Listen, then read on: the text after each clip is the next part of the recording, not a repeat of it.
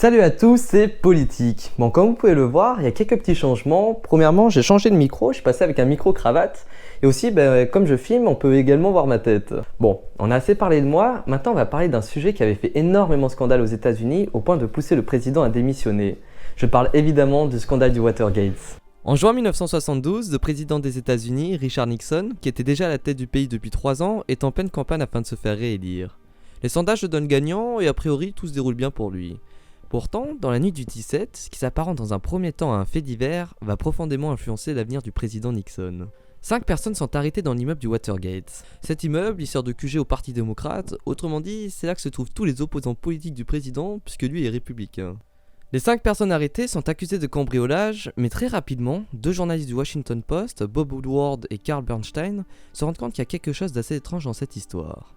Premièrement, les suspects avaient sur de grosses sommes d'argent en liquide, ainsi que du matériel d'espionnage, comme des caméras, des gants ou encore de nombreux micros. Les journalistes vont pousser l'enquête encore un peu plus loin et vont découvrir que dans l'un des carnets des suspects, il y a le nom d'un certain Howard Hunt avec les initiales de la Maison Blanche juste à côté. Mais encore plus surprenant, l'une des personnes arrêtées travaille pour le comité de réélection du président. Bon, à partir de là, ça commence à faire beaucoup de coïncidences, des journaux en parlent, mais bon, l'histoire paraît tellement farfelue que ça n'a pas réellement d'incidence dans les sondages. Bob Woodward, le journaliste, va continuer l'enquête et va appeler le standard de la maison afin de pouvoir parler à ce fameux Howard Hunt. Seulement, il semble être absent et on lui conseille de joindre le bureau de Charles Colson, le conseiller spécial de Nixon. Bon, évidemment, ce dernier va refuser de commenter l'affaire. Bob Woodward se trouve alors dans une impasse, mais le journaliste a un indicateur, un homme mystérieux, un homme de l'ombre, un homme qui se fait appeler Gorge Profonde. Je vous l'accorde, le pseudo est très étrange. Bref, ce fameux Gorge Profonde, bien que je comprenne toujours pas l'origine de son nom et je veux peut-être pas le savoir, est quand même le numéro 2 du FBI, rien que ça. Il lui transmettait des informations très importantes et communiquait avec l'une des manières dignes des meilleurs James Bond.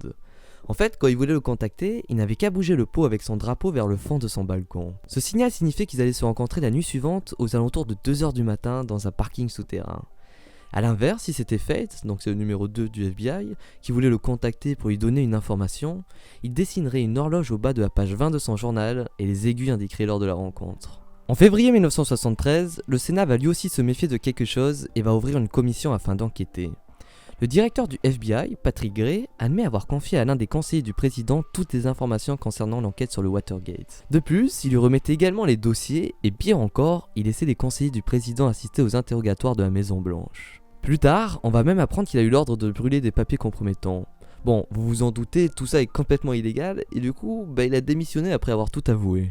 Bon, ces révélations, ça va créer une véritable bombe, tout le monde va en parler, que ce soit les politiques, les médias ou tout simplement la population, au point de pousser le président à prendre la parole le 30 avril 1973. Bon, bien évidemment, dans cette allocution, il va annoncer qu'il n'est en aucun cas impliqué dans cette histoire et qu'il condamne fermement ce genre d'acte. Mais ce qui est assez bizarre, c'est qu'en même temps, il annonce également la démission de ses plus proches collaborateurs à la Maison Blanche. Mais bon, la confiance envers Nixon se dégrade aussi rapidement que le prix du pétrole la même année, et les choses ne vont pas s'améliorer puisque son conseiller politique, John Deans, va accuser le président d'avoir menti lors d'une interview. Le 17 mai 1973, la commission du Sénat va retransmettre les auditions en direct à la télé. Le sujet va intéresser tellement de personnes que le direct est également retransmis en France. Bon, j'avoue que dit comme ça a vraiment pas l'air fou, mais pour l'époque, c'était vraiment quelque chose d'assez incroyable. Mais ces auditions vont être accablantes pour le président Nixon, car l'un des 5 hommes arrêtés avoue avoir subi des pressions de la part des hommes du président. De plus, John Dean transmet une liste de 200 hommes d'affaires, de politiques, de célébrités et de journalistes contre lesquels le président avait rassemblé des éléments en cas de problème. Il va également affirmer que le président était au courant de l'affaire du Watergate et que c'était lui qui l'avait commandité. Nixon dément encore une fois toutes ces accusations et va refuser de témoigner devant la commission ainsi que de livrer des documents présidentiels au nom de la séparation des pouvoirs. Mais un dernier témoin va apporter la lumière sur cette affaire. Cet homme, c'est un ancien haut fonctionnaire qui va annoncer que le président espionnait également ses propres bureaux en y installant des micros. Il existerait donc une bande d'enregistrements entre Nixon et Deans prouvant que le président était l'initiateur de l'opération du Watergate. La cour d'appel de Washington va alors ordonner au président de rendre des enregistrements en lui laissant un délai de 7 jours seulement. À ce moment-là, Nixon sent qu'il est dans une très mauvaise posture et il va proposer un compromis avec la remise écrite des conversations et du coup ce sera sans l'audio. Bon, évidemment le procureur va refuser, mais ça va pas du tout plaire à Nixon, qui va demander à son ministre de la Justice de faire remplacer le procureur. Nixon va alors demander à son adjoint de faire la même chose, mais encore une fois, il va refuser et lui aussi va démissionner. Bon, finalement, il va quand même réussir à faire remplacer le procureur. Après ce coup de force qui est pas très éthique ni même légal, une grande partie de la société et de la classe politique va affirmer que le président n'est plus en mesure d'assurer ses fonctions. Il a finalement accepté de donner 7 des 9 bandes, mais le problème, c'est que l'on remarque un trou de 18 minutes sur l'une des bandes qui avait été enregistrée 3 jours après l'événement du Watergate. La secrétaire du président s'est excusée en parlant d'une maladresse de leur part, mais bon, la vérité, c'est que les experts ont affirmé que la bande a bel et bien été manipulée. Ce mensonge, c'est le mensonge de trop, et une grande partie de la classe politique républicaine comme démocrate souhaite mettre en place ce processus d'impeachment, c'est-à-dire le processus qui permet de virer le président des États-Unis. Avant que ça se produise, et surtout afin d'éviter une humiliation, Nixon va faire une allocution à la télé afin d'annoncer sa démission. Par la suite, il va quand même être poursuivi par la justice, mais le nouveau président Ford va lui accorder la grâce présidentielle. En revanche, en ce qui concerne ses anciens conseillers, ils n'ont pas eu la même chance que lui, car eux ils ont bel et bien été condamnés à de la prison ferme.